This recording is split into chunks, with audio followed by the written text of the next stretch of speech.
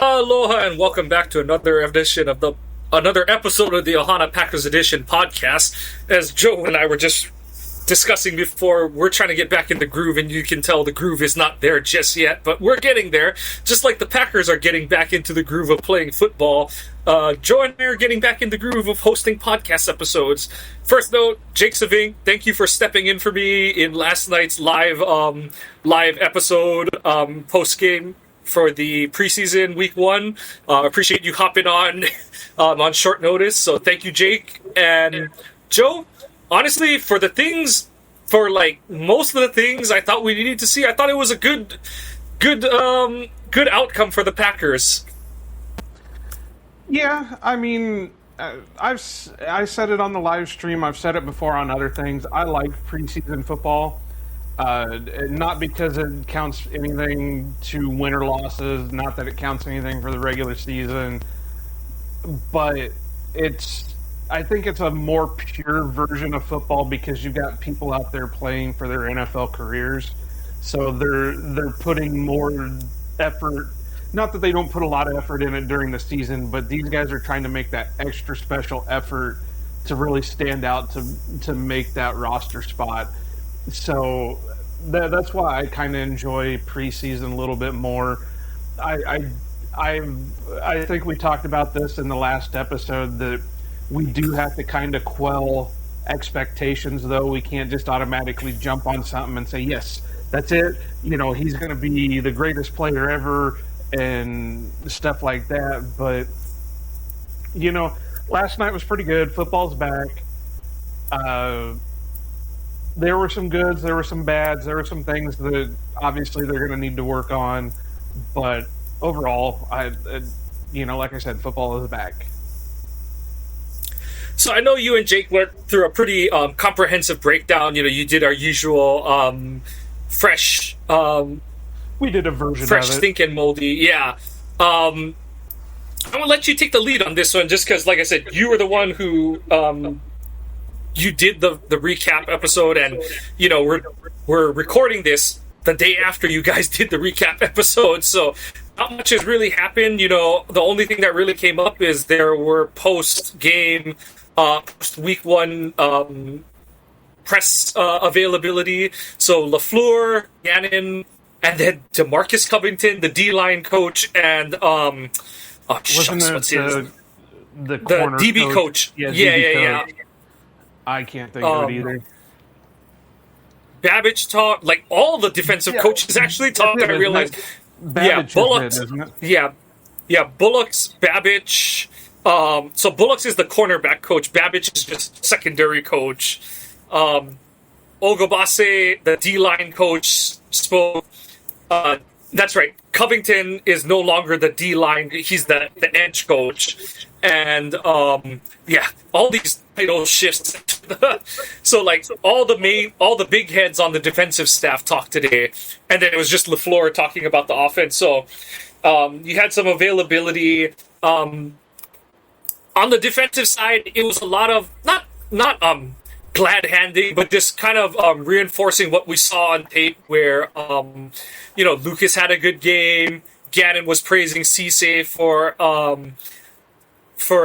not only stepping in and being ready to go, but also for being like a diligent student of the game, mentioning that Cisse has been really on top of like his own self-scout. He's ahead of the coaches in terms of asking for help on a certain aspect of his game versus waiting for a coach to point things out to him and stuff. Covington is pointing out that for Lukas, this is the guy that he was before he messed up his foot against Cincinnati last year, and they expect it to just be a continuation of that ascension that Lukas was on prior to the injury. So, just like you said, as far as preseason week 1 and all that stuff, same goes for like all the news coming out of practices where it was like, half the reporters are like, Lukas is doing a lot of good stuff, and the other half is like, Lukas hasn't had a splash play in a while kind of thing. And then what does Lukas do? In 3 plays, it's like, gets the run stop, for basically does everything but get credit for the sack on the second down sack play, and then is getting quick pressure again that, forces a hot throw from on third down that had no real chance of getting a first down. Then it's like, yep, between him and Sorrell, it's like, sure, it was only 3 plays, but there were 3 really good ones between those 2 guys. So, cycled through a lot of things, but anything from the pressers that kind of stuck out to you today? Honestly, no, because I didn't pay attention to them. I spent a long day of travel and everything else, so I didn't really...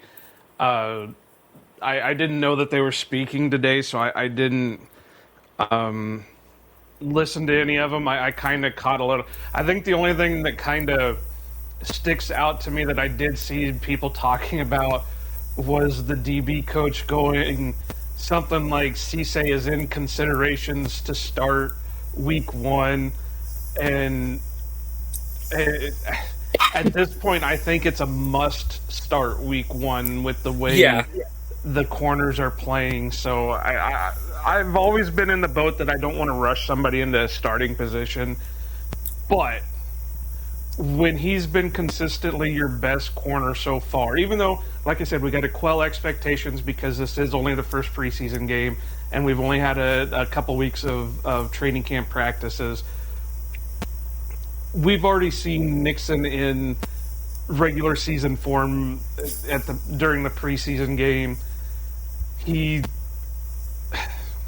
don't know. I really don't, but yeah, I think it's got to be more than a consideration for Cisse to start. Yeah, like you said, the reason we pumped the brakes on it this whole way through training camp is, like you said, the Packers are notorious for bringing rookies along, slowly, make sure they really understand their role, really understand the playbook, their expectations, technique, all that kind of stuff. But when you get a rookie who kind of is following the tracks of like what Jair did in 2018, where it's like the phrase I use is the kid proves he belongs. That's what Cisse has done, and yet, like you said, there's going to be bad games. There's going to be times where it's like, oh, that stuff about his technique not being quite game ready. Yeah, it showed up this week, whatever. It's going to happen because forget the fact that he's a rookie. It happens to experienced players. And then you add in the factor that he is a rookie on top of it. But like you said, whether you want to look at it from Nixon being exactly who we thought he was, Valentine and Damani Jackson being injured, St. Juste being, new to the defensive scheme, all those things, it's like, you need 2 starters. And so no one is like, and because it's a new scheme, there's no, well, this guy was in it last year. We didn't bring anyone from Arizona, so that's out the window. And then in the incumbents corner, there is no incumbent scheme, so you can't really say anyone has a leg up on the scheme because none of them played for Gannon previously, kind of thing and stuff. So not at the corner position. Yeah, exactly. So good on Cisse. And was he perfect? No, but also there was nothing on film that really stood out as bad. I know some people were saying that on Lou Nichols' touchdown that got taken away by the holding penalty, he didn't crash from the perimeter at a great angle. And then, like 4 plays later in that sequence, he makes a tackle that's, in the end, does not just saves a touchdown, but saves points off the board for that whole drive. So just, it's nice when the stuff he showed in college translates to the NFL field. And yeah, it's preseason, but it's just good to see, and you need to see it from this defensive group. Well, it's nice to see a corner actually tackle. Right. That's the main idea there. So he's already got a leg up on that, but I think it was just weird that, and I know he can't come out and just say Cisse's starting week 1, but to phrase it, he's in considerations to start week 1, just was a little weird coach speak. But outside of that, I really, I think and obviously this isn't going to be like the starting front 7 for the defense week 1, because, they didn't have Wyatt, they didn't have Hargrave, they didn't have, I don't think they had Cooper out there. So it's not going to be the starting front 7, but this kind of gave us an idea of what it may look like until Micah comes back. And really, like Jake and I were talking on the live stream, Pittsburgh offensive line was the number one offensive line that we're predicting to be the number ones going into the regular season, and the Packers defense gave them all they could handle. Right. The only guy from that group who missed was Iheanacho, the rookie, who was out injured. So it's like, yeah, he's battling for a spot, but Cook, I think, is just on seniority, he is expected to start at right tackle. And yeah, like you said, like Lucas just put Fatanu on, or not Fatanu, I was watching the Jets game, so wrong name. The UW kid that I really wanted Green Bay to pick. I'm totally blanking on his name right now. But Lucas put him on skates on the plate that he got the sack on. Sorrell was showing off his power on the edge as well. Your guy, Jonathan Ford, I thought of the trio of Ford, Campbell, and Stackhouse. I thought Ford had by far the best game out of the three of them. Campbell's was obviously cut short by injury. Oh, I think you're right. It's Fatanu. Fautanu. oh okay, it is Fatanu. What is... Hold on. Because the offensive tackle out of Washington, third-year guy, is Troy Fatanu. Oh, okay. Oh, you know what? The Jets guy is Fashanu. That's why. Okay. Okay. See, too many draft prospect names in my head. Get them all mixed up. But I like I said, like you and Jake said, it wasn't a lot of plays by the top the guys who will be part of the top unit while Micah and Wyatt and Hargrave work their way back. But you had to like what you saw out of them against a top tier, opposing offensive line, and combine that with Gannon showing like he obviously didn't show everything, but one of the things that you and I kind of grumbled about last year is like Hafley showed a lot of like pre-snap looks, but he never really actually pulled the trigger on any of them. And it was nice to see Gannon show that like we're not going to do it every time, but if we show double A gap look, we are going to send 6 guys kind of thing. Because that was one of the ones that we pointed out with Hafley was it's like, okay, you bluff it so much that other teams count on you bluffing it, and it hurt them against the Cardinals. Johnson took advantage of it in all 3 of the Bears games at different times where it's like, we're just going to basically trap your interior defensive lineman, and because your linebacker is backing up, it's going to screw up the timing of your defense and stuff. So, it's cool to bluff it, but it's just like the jet sweeps on offense. Like, I know a lot of people don't like them, but showing motion doesn't do crap if you don't hand the ball off to the jet sweep guy once in a blue moon at the bare minimum, because then it's like, it can't be eye candy for the sake of eye candy. It has to actually amount to something at some point. So it's good. Some people would say like, was Gannon showing too much? I was like, no, I think he's not showing everything he's going to do with it. He's showing like the very basic thing he's going to do out of a certain look. And I think it's important to show that not only are we going to show something, but we're going to actually do something.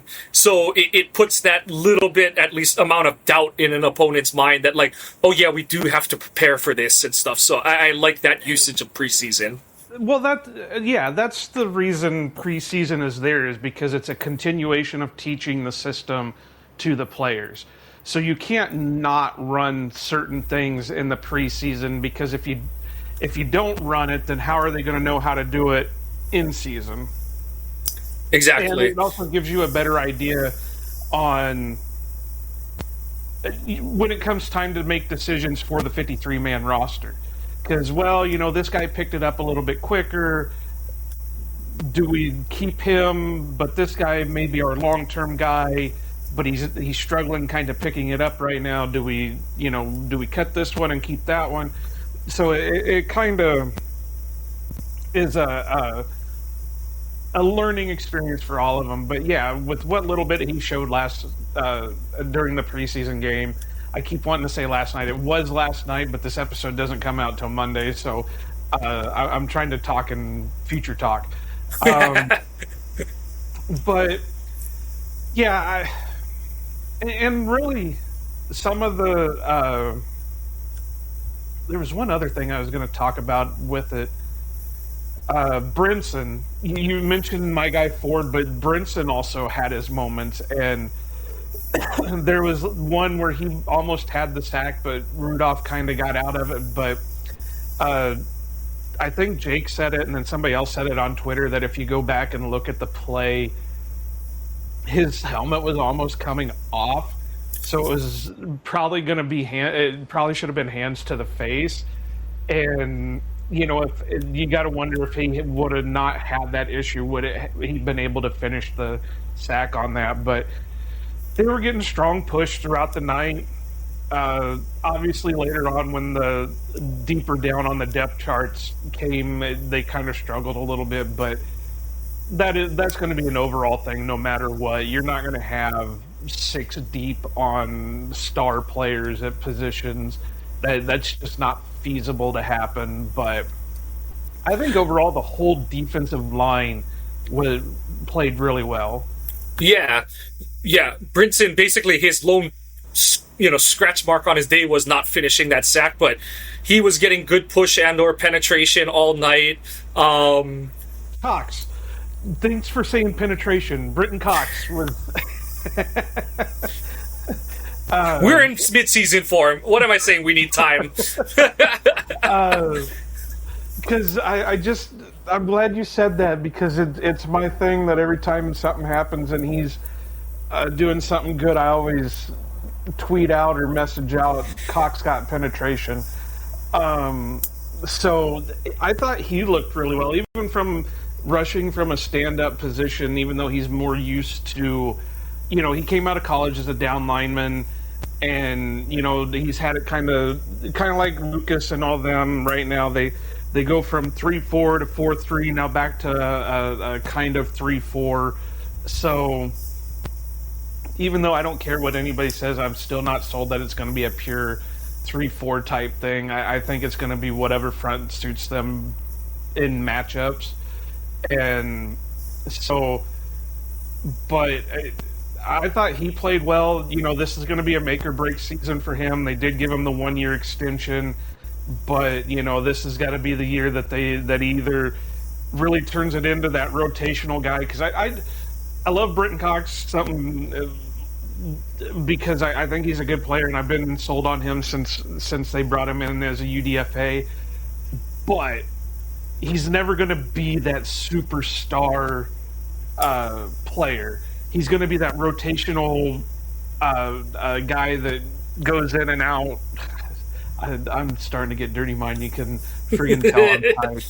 He's going to rotate in and rotate out as needed, but he's never going to be the guy that you're going to rely upon as every down lineman or down rusher. So this is where he needs to solidify his spot and say, okay, you've got me for first down, third down, and I'm going to give you this, everything I got, and this is what you're going to get out of it. Yeah, I think that was always sort of the appeal to Cox as a prospect is like doing it now too. But like the whole thing coming out of college is like, okay, like this guy, he fell, maturity issues, all that kind of stuff. What exactly are you getting out of him? And all he's really done since then is really sort of prove like he, while not being a great athlete, he does seem to have a knack for like understanding pass rush concepts, having a plan on how to attack, and then just like being a relentless player. And I do kind of wonder if they would have given him like not a bigger deal, but like just more years if he wasn't coming off of a season where he lost the whole thing, needing core muscle surgery after like week 1. Because as much as they're hyping him up this preseason, he was getting all that talk last preseason as well, and then he goes and gets hurt on like his 5th play in the week 1 opener and stuff.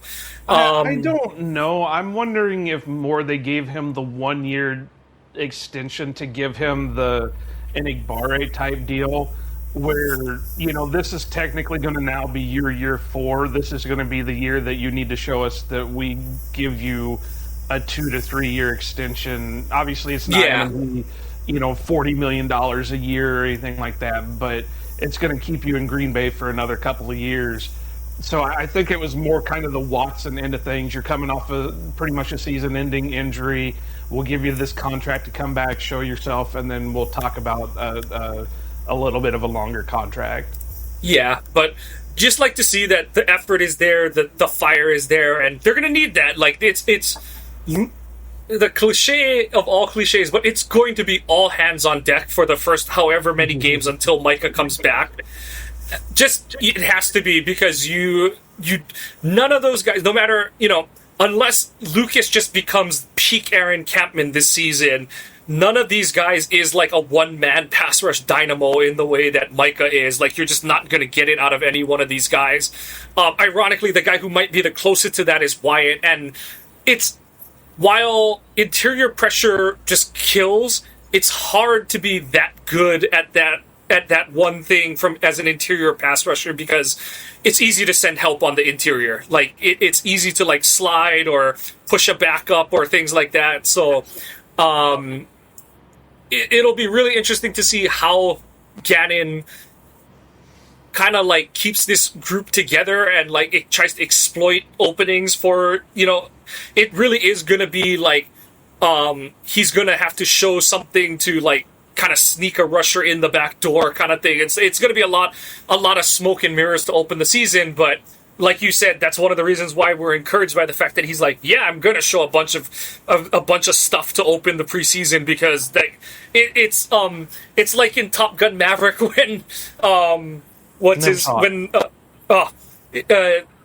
Maverick has like his dude and he keeps telling him at different points of the movie, like, I don't like your look. And he's like, well, it's the only one I got right now. And that's kind of what Gannon's gonna, like, that's kind of his MO for the first, third of the season is like, well, and even once Micah comes back, Micah's going to be on some kind of pitch count. Like, that's the thing, is it's going to be like when he came in last year and it was like the balky back and, how long until he plays 80% of the snaps and all that kind of stuff. And knowing Gannon's history, he's a guy who doesn't want his frontline guys to play that many snaps. He wants them to play 60, 65 max, so that those 60, 65, it can be balls to the wall week 1, week 17 into the playoffs. That more than anything is the key to his philosophy. So the more confidence, technique, bravado, whatever thing you want to say he's building up in the core of Lucas, Sorrell, Cox, really those are the that you should be expecting things out of to start the season. And then on the interior with Hargrave, Wyatt, Brinson, like those are, like out of those 6 guys, it's like, okay, like you 6, you're the 6, and then whatever he does with Cooper, the 7 of you, this is going to be how we're going to generate pressure to open the season. And the 7 of you are like, that's my game plan. And we've kind of loosely talked about it, but even when Micah comes back, I hope that Gannon sticks with that mindset of like, yeah, Micah's special, but like, you're one of the guys kind of thing, as opposed to, Hafley did a lot of great things, but it kind of felt like everything was sort of like catered to, okay, we're going to kind of funnel stuff to Micah. And not saying that like Micah wasn't doing a lot of the game wrecking on his own, but it did feel like it was shine the spotlight on Micah and let him make something happen kind of thing. Whereas it's hard to say because we haven't seen Gannon Micah practice in Gannon's scheme, but you're kind of hoping like this is what he's doing to generate pressure without Micah, and then when Micah comes back, it just gets easier and you keep doing more of the same and like evolving a little bit and stuff. So that's the thing to kind of give Hafley credit. Micah is like getting that brand new toy, that like when I was a kid, it would have been like the Technodrome or the Turtle Blimp or whatever it was. That it's this giant new toy that you want to show off to everybody, so you're going to do everything you can to get him featured on it. But yeah, I mean, I do think that he is going to scheme a lot of things for Micah, but I think he's going to do it in a way that also, maybe doesn't isolate Micah, but, features Micah.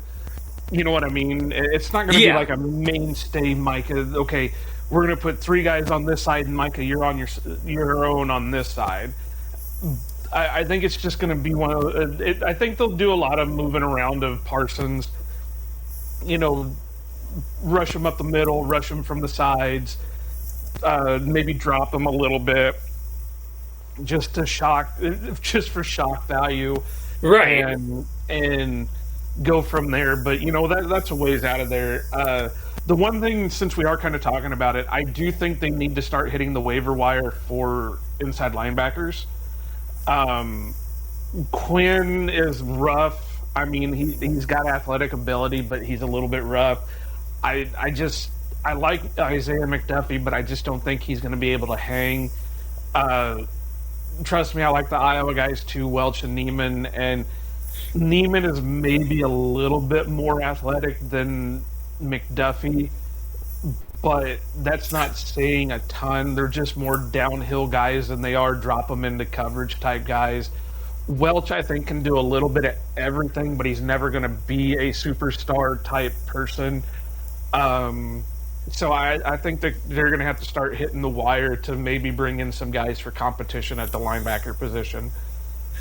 Like, Neiman and Welch are battling for one spot, and that's to be the special teams ace. I think Neiman's going to win it because he is the better special teams guy over Welch. And the good side of that, and you're right, I do think they do need to go fishing for the waiver wire on linebacker, but Hopper did flash a little bit yesterday, and it's always hard to... It's always hard because, like, he was, like, the one guy who, like, you can expect to get, like, amongst the back seven, he was the one guy that you're like, you do want to see him play defense at some point this season.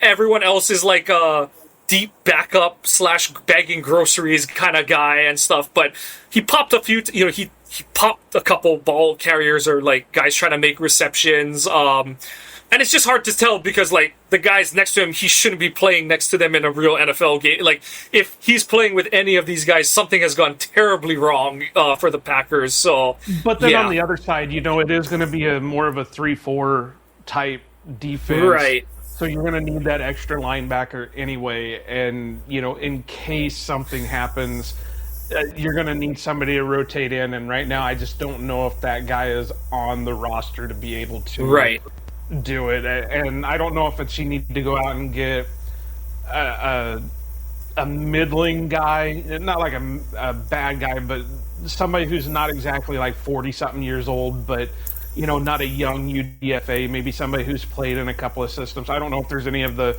guys Gannon coached down in Arizona still available or not. But it might be something that they need to look into. Otherwise, I think they may be in a little bit of a world of hurt if something were to happen. Yeah. So we shall see. And other good news, I had mentioned it earlier, Anthony Campbell he left with some kind of lower body injury.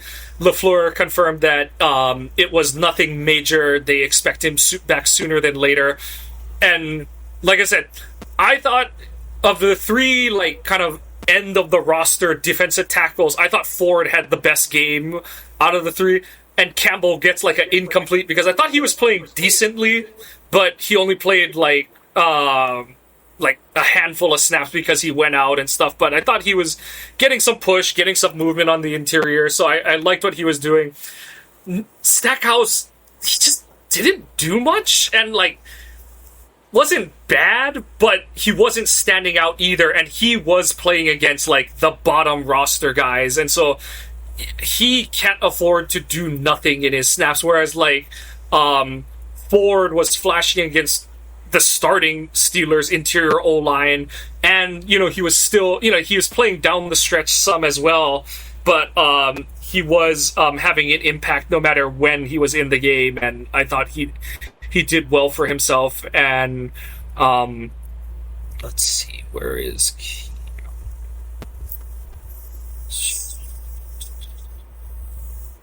which one are you looking for?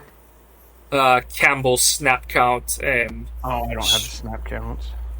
I've got Demowski. But yeah, just I'm pretty pleased with how it turned out. Oh, there it is. Looking at the thing. Yeah, he played 17 snaps, so relatively nothing. But just thought he was doing well for himself, and just hope that he can get back on the field as soon as he can, because he needs to put as much on tape as he can, because that's the part of the roster that he's at is he just needs to be out there.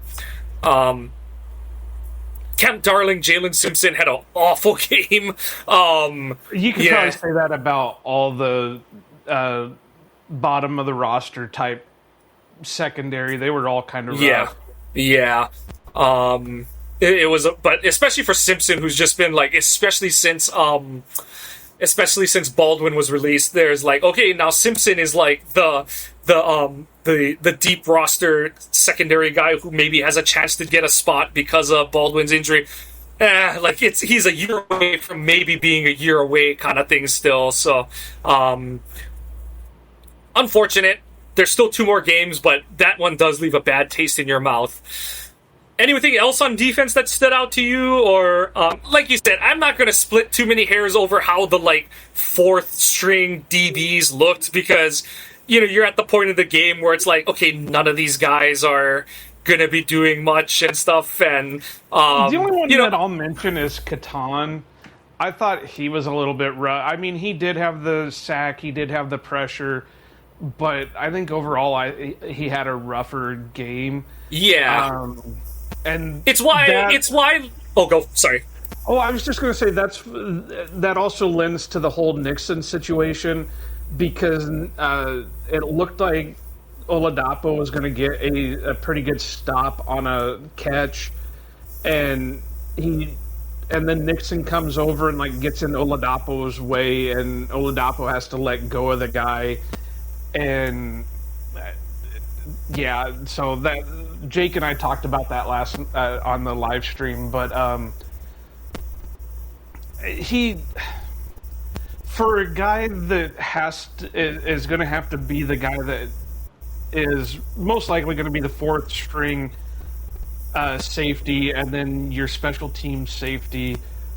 Last night was kind of a poor showing, and if you want, do you have anything to say about Oladapo?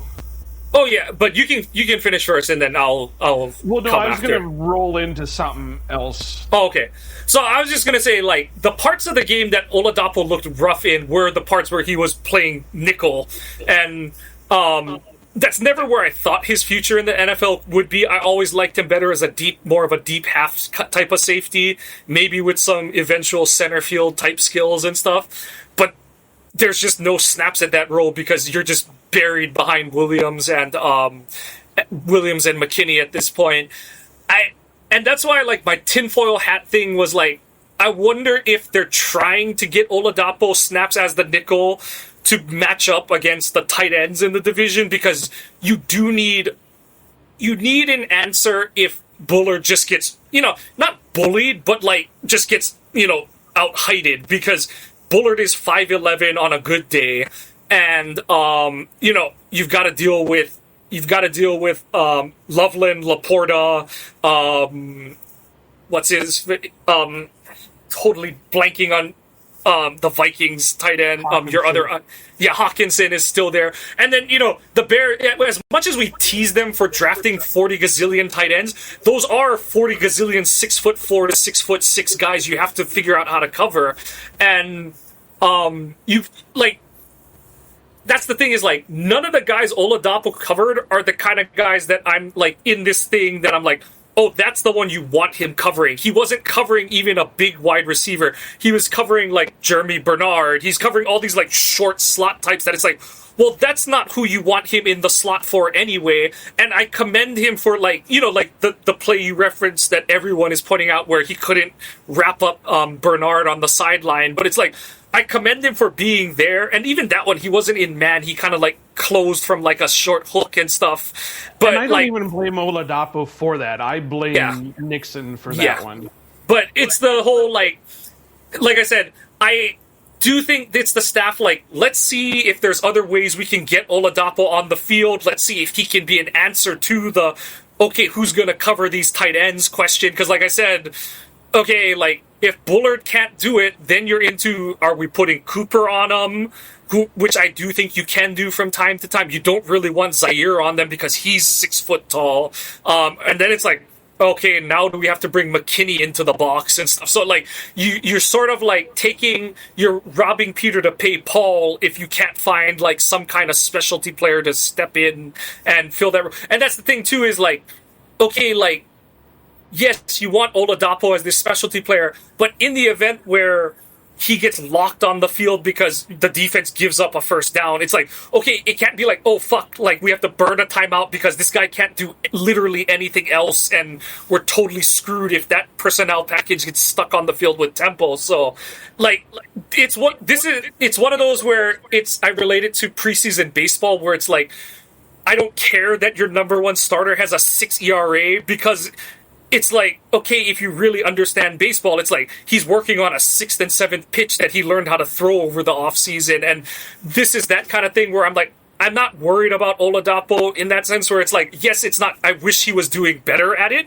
but he was good as a good, he's still one of your top gunners on special teams. He's playing the other special teams, and he can't get blown back into the returner. That wasn't good either.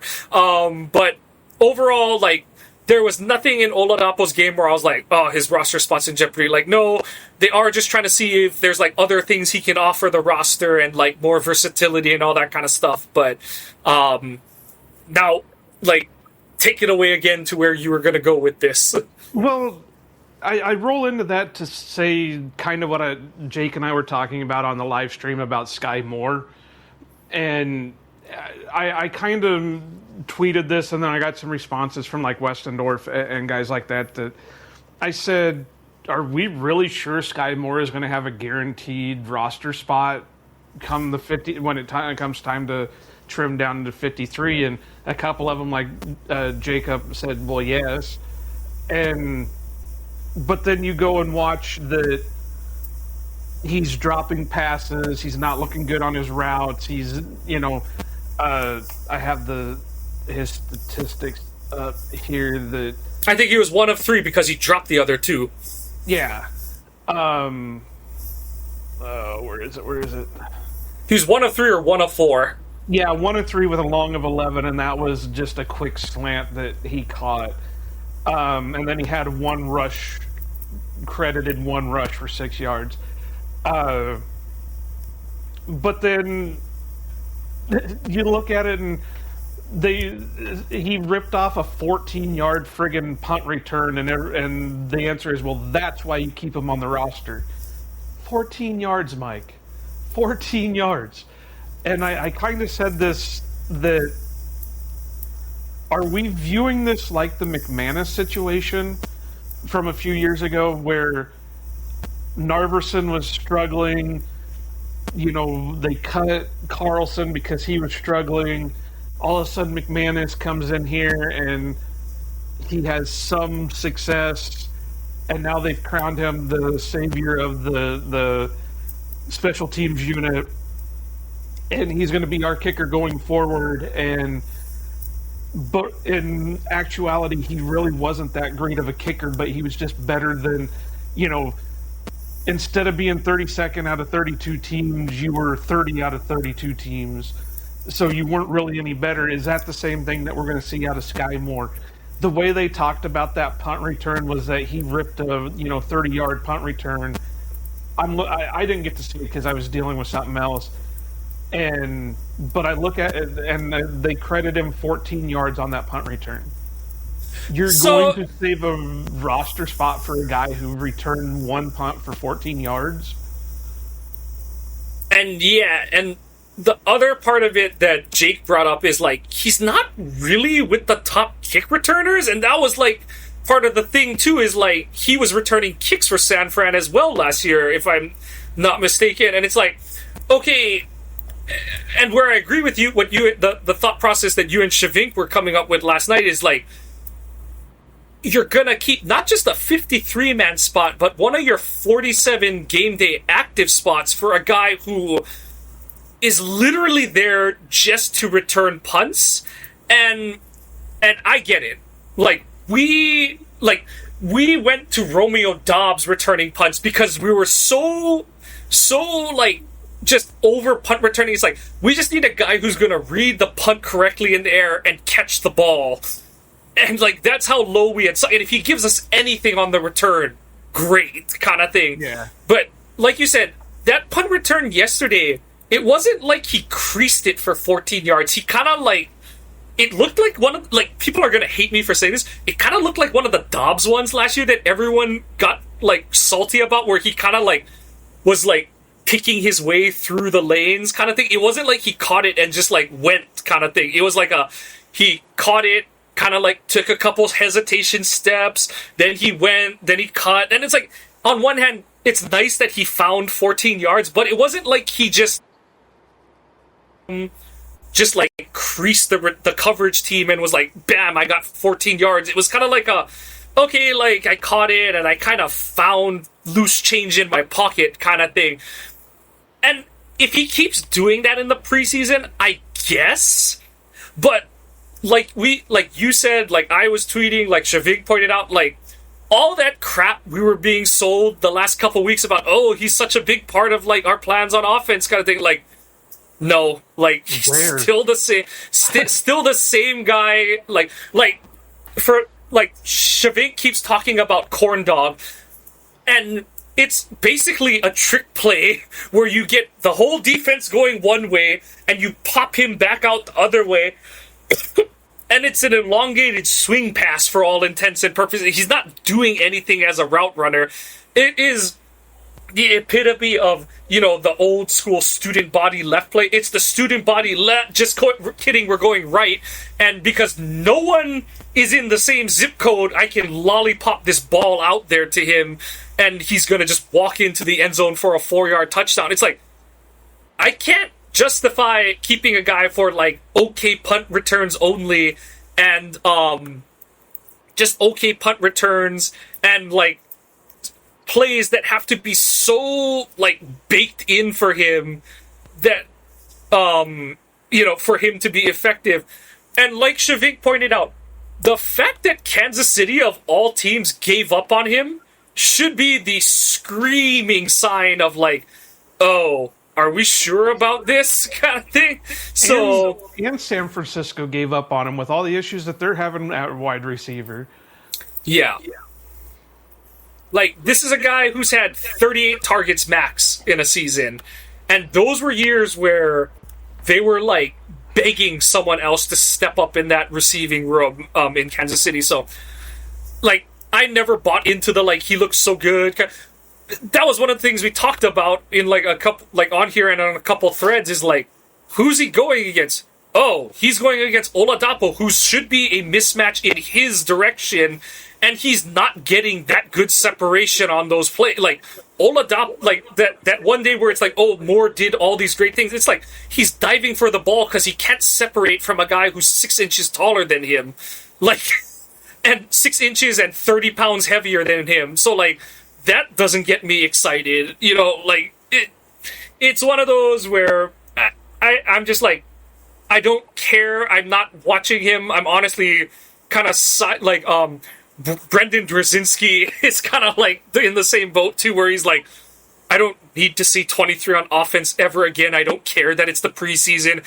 Give 80, 82, 87 all the offensive snaps. Like, stop wasting them on Moore at this point.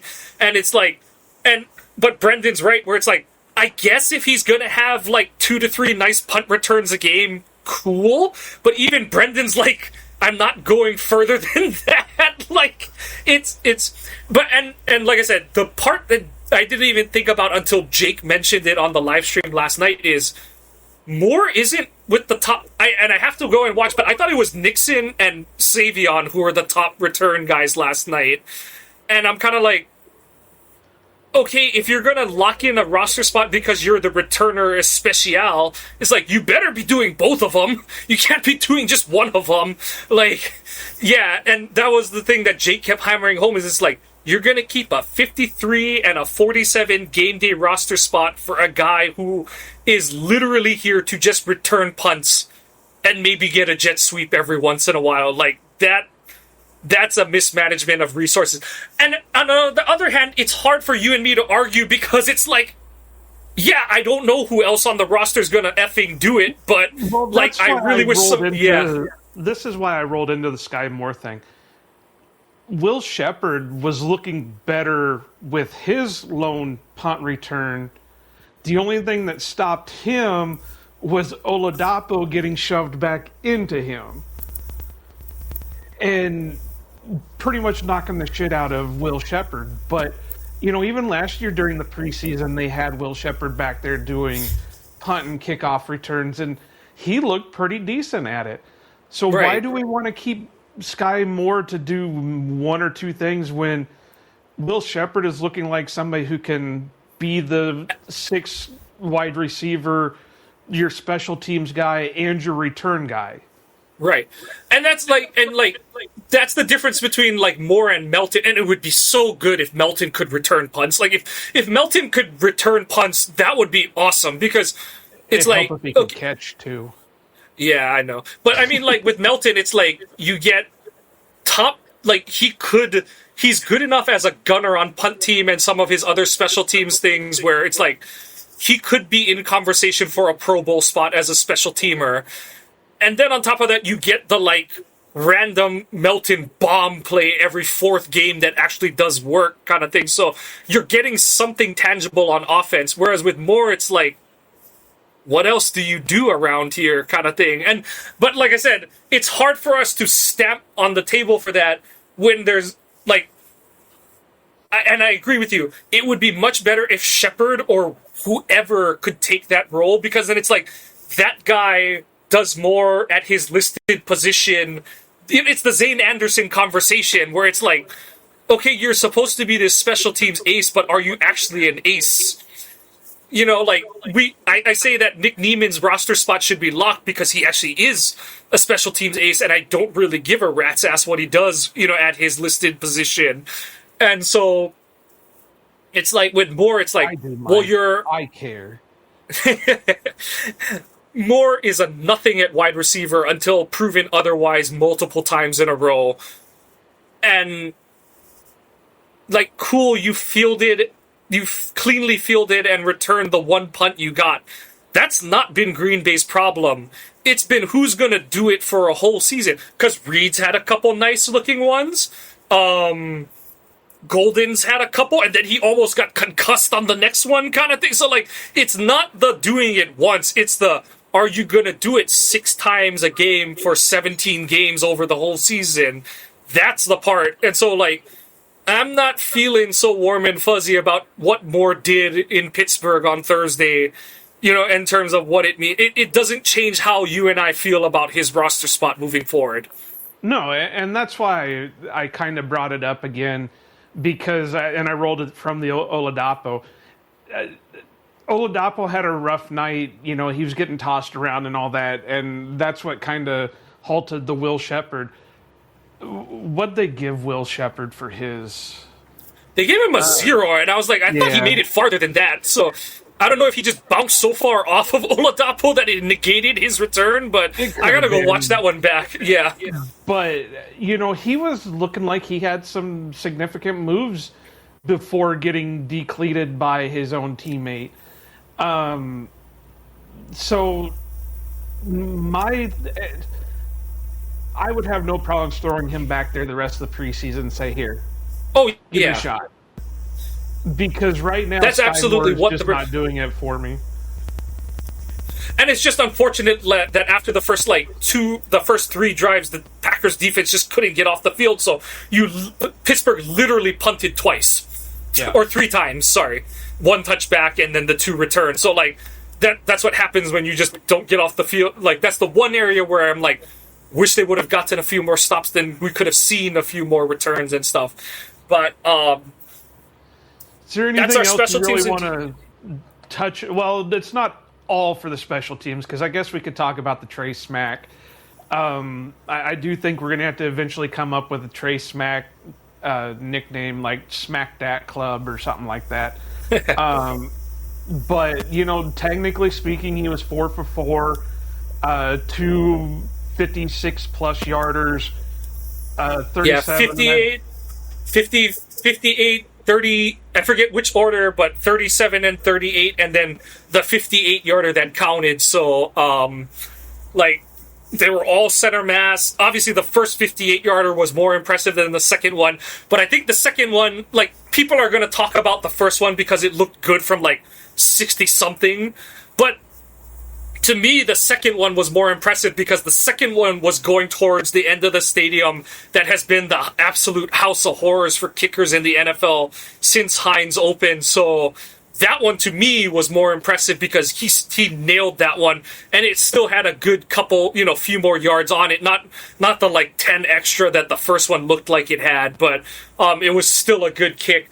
And the thing that I kept thinking about watching Smack go, and then it was kind of confirmed in the post game with a comment LaFleur made, is one of the things we kept kind of joking about early in 2023 is like, it felt like, you know, and for all the talk about people like, oh my God, is Smack so mentally fragile that they don't want to show if he, you know, they don't want to have official signal if he made it or not, or this and that, and they're not like officially keeping tally, and they're making the reporters tally his misses and makes and stuff. But one of the things that you and I joked about in 2023 was, are they just not having Anders try certain field goals because they're too difficult, and he's working on so many things that Bisaccia is just like, nope, this is a no.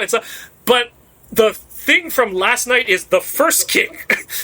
LaFleur turned to McCord, and this is from LaFleur's point of view, is he said he turned to McCord, Cam told him no, and LaFleur said, yes, we're kicking it.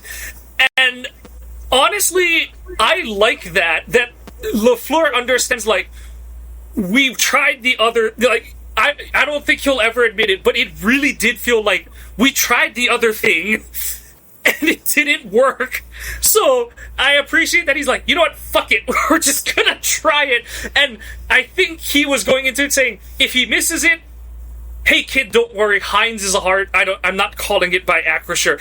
This is one of the hardest field goal or fields to kick field goals in. We're gonna see what you're made like. We're gonna see what you're made out of today. And like, I just like that LaFleur is like, fuck it, we're going for, like, we're trying it kind of thing. And this is the one game where I don't care the Packers didn't score a touchdown, because it was more important for the team to see Smack go out and kick field goals in the worst football stadium for kicking field goals in the NFL. And so, yeah, like, obviously I wish they would have won the game. I wish they would have scored more.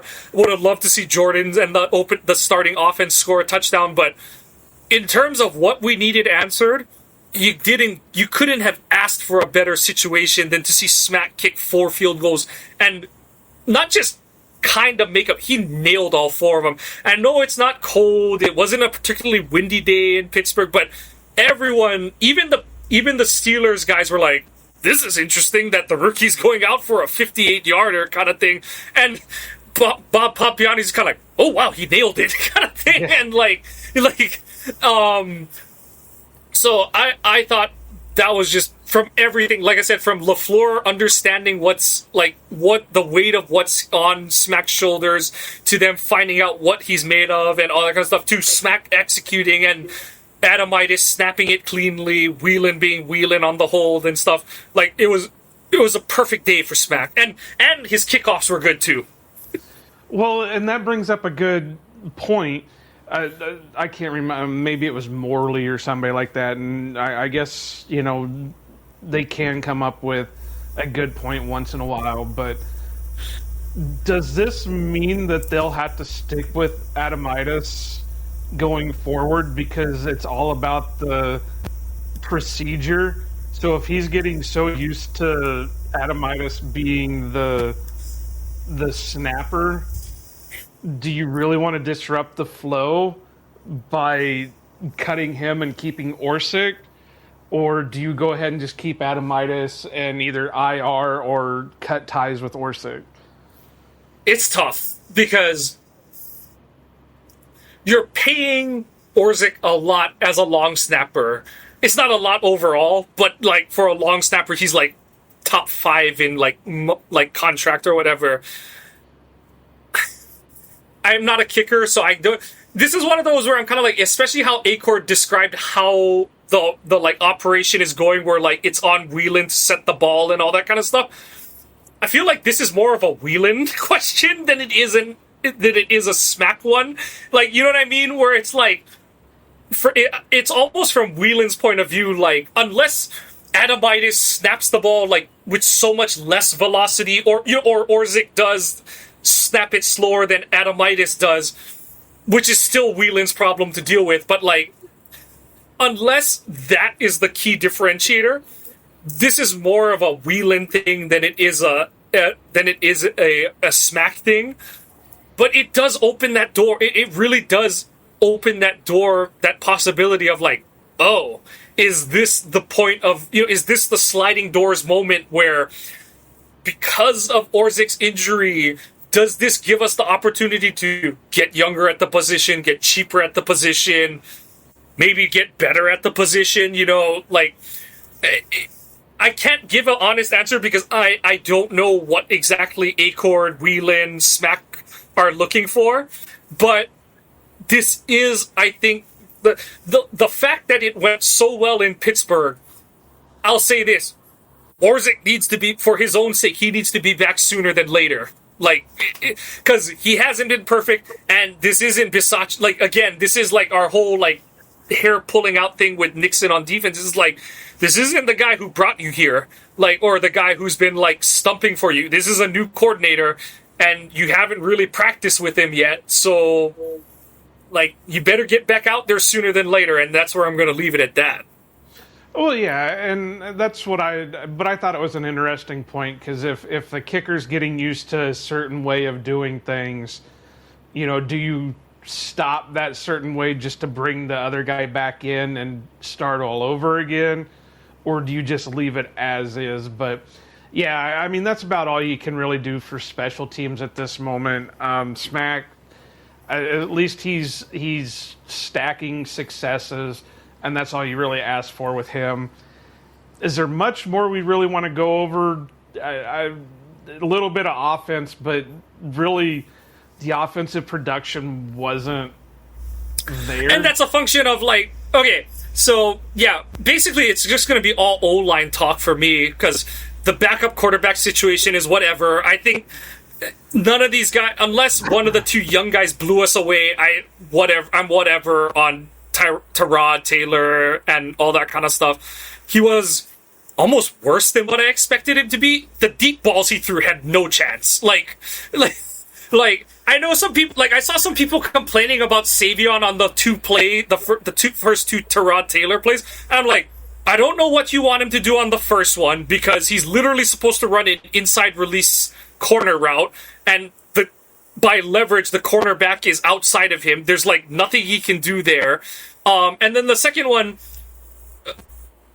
Taylor throws a completely uncompetitive ball.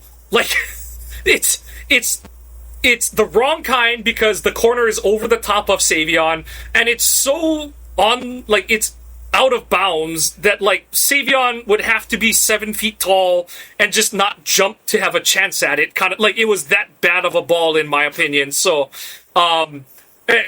like, I'm completely unmoved, if anything, moved backwards by what Taylor did. With Howard, it's like, it was fine. Like, You mean McCord? neither way. McCord, wrong former Ohio State guy. With McCord, I was like, I like the 2-minute drill. The 2-minute drill was good. I'll give him that. Like, he handled that really well, especially that last play where it's like, okay, you have 12 seconds, so you got to throw this pass now, and you got to get everyone to the line of scrimmage and spike the ball yesterday, kind of thing. So I give him kudos for the 2-minute drill. And then Drones is like, he's like 2 years away from being 2 years away, kind of thing. So that's you guys recap the quarterbacks well enough. Those are just my thoughts, kind of aligning with yours. And the O-line with McCord, he was the highest rated quarterback on the Packers side coming out of it. So yeah. And then with Jordan, I'm fine. Like, the only critique is, like, that last throw to Reed was, like, 6 inches inside. Like, that route wasn't the play called, it wasn't the best call in that situation where it basically amounted to, it was a ball to Reed or nothing. Like, it really was. And for that play, the ball was too far inside. Like, Reed didn't have a chance at it, and kind of did a good job making sure that Samuel didn't get around early enough to potentially intercept it, kind of thing. The big thing is the O-line looked fine, and that was without Baku Boele. Maybe with your starting left guard in Burton. But we can talk a little bit about LaFleur's tense, frustrated, short, pissed off comments in the presser today about that situation. But I thought the starting group was fine. I'm happy with what Morgan put on tape. Not lighting the world on fire, but I know we were kind of going back and forth in one of our threads about how impressive was the block on the play that Lloyd cut back too early. It's impressive in the sense that he got on a corner in partial space kind of thing. And yes, he should ragdoll a guy who's not 100 pounds less than him, but for him to get himself in position to square up a corner and chuck him like that's the impressive part. The burying a corner is not overly impressive for a lineman, but for him to get 5 yards away from where he started, line him up and put him on the dirt, that's the the setup was the good part of that play from my point of view. And then Westendorf kind of said it on Locked On Packers. He wasn't going up against some scrub. Alex Highsmith is a bona fide pass rush threat for the Steelers and the kind of guy who could give Morgan some frustrations because he is a speed to power guy off the edge. Those are the kind of guys that have given Morgan issues in the past. And I thought Morgan had a clean day in pass protection. Honestly, outside of the lining up off the line of scrimmage penalty, I was fine with what Belton put on film. I didn't mind.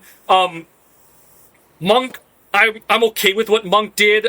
I'm still scratching my head as to why he never got a shot at center. I don't know if the injuries the last 2 preseasons. He's always going to be a little lighter for guard, but the thing I do give him credit for is he's always in between he's always between his assignment and the quarterback. Is he too close to the quarterback? You can parse hairs over that, but he did put himself in position to be between himself and the quarterback.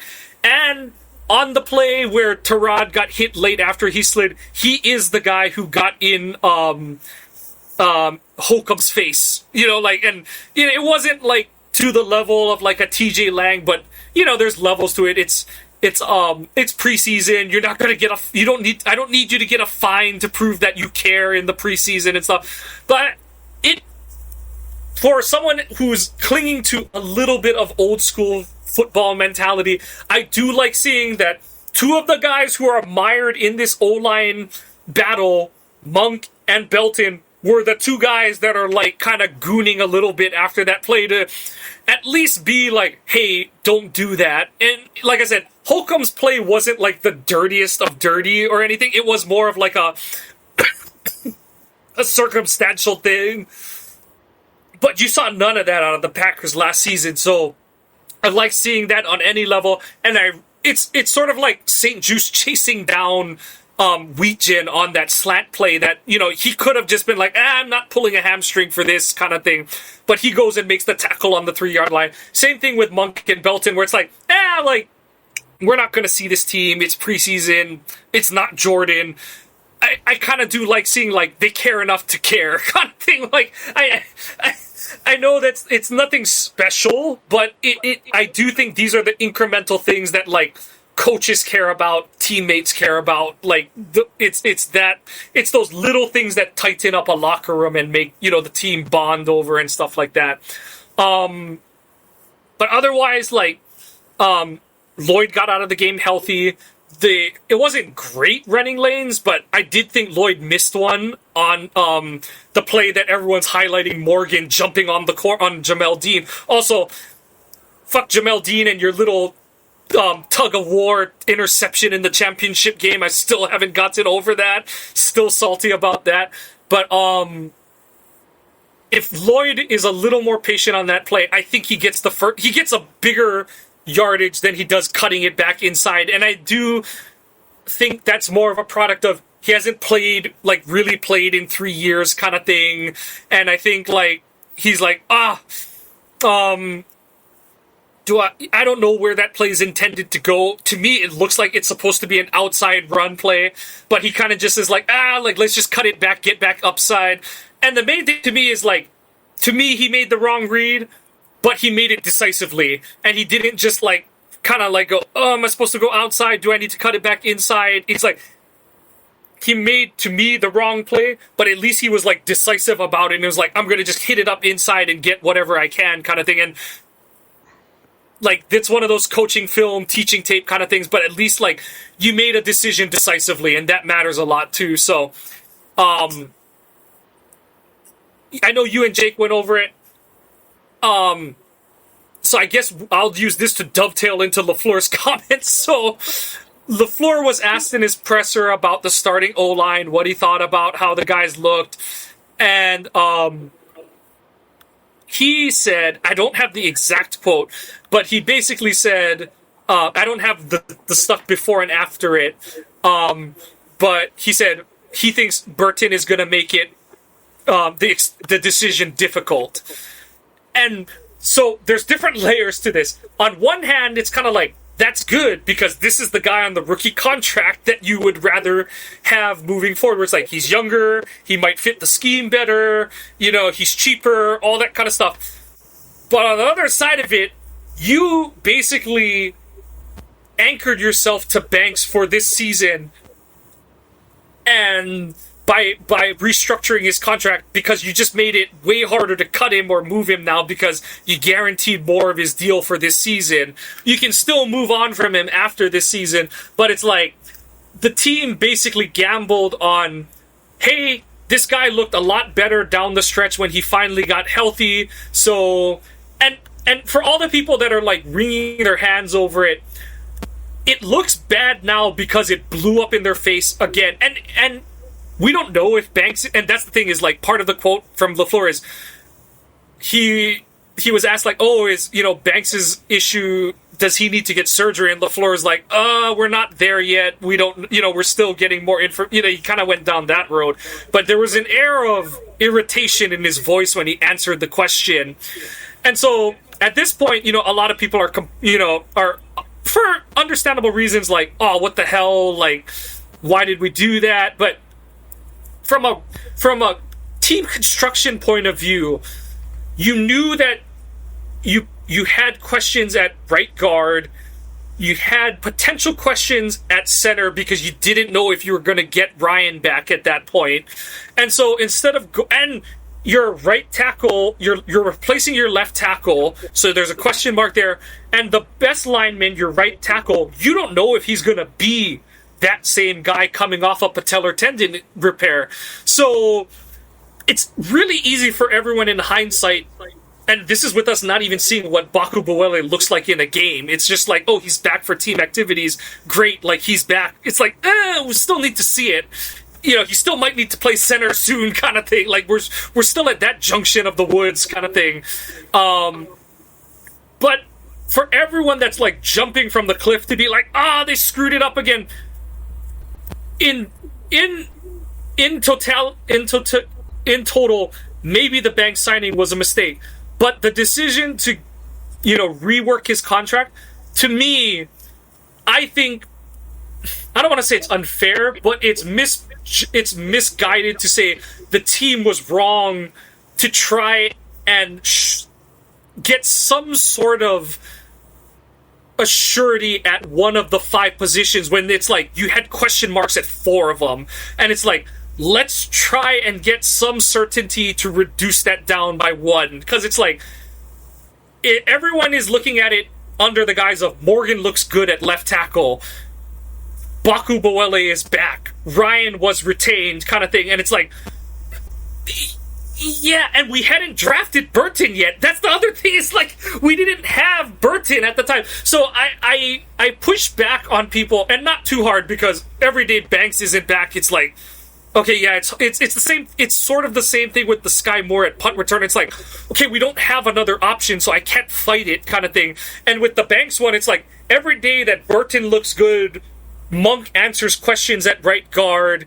Maybe Belton gets back into that, that competition. Maybe Williams throws his hat in the ring once, like, the season starts and stuff. But like every day that goes on, it's harder to argue that the front office was trying to be proactive by retaining Banks. And the one thing that I can't argue, and people are like, well, why did they restructure him? And I was like, well, they restructured him because they knew that there were like 4 deals they had to do this year. Watson, we didn't know Reed was one of them, but Reed was one of them. They brought back Ryan, and then the big one is Tucker. And so it's like, that's all money you're using to I don't know in the end how much they really needed the money they're going to get back from Banks, but I understand the order of operations the front office was working through. But Banks missing time, I say all of that, the more time Banks misses, and if he can't win the spot back from Burton, like, dude, you set yourself on fire and I'm not gonna put you out, kind of thing. So I say all this stuff more to say I understand what the front office was doing, but I'm not gonna sugarcoat it and say, like, it hasn't blown up in all their faces. Like, at the end of the day, like, everyone has egg on their face for it, kind of thing.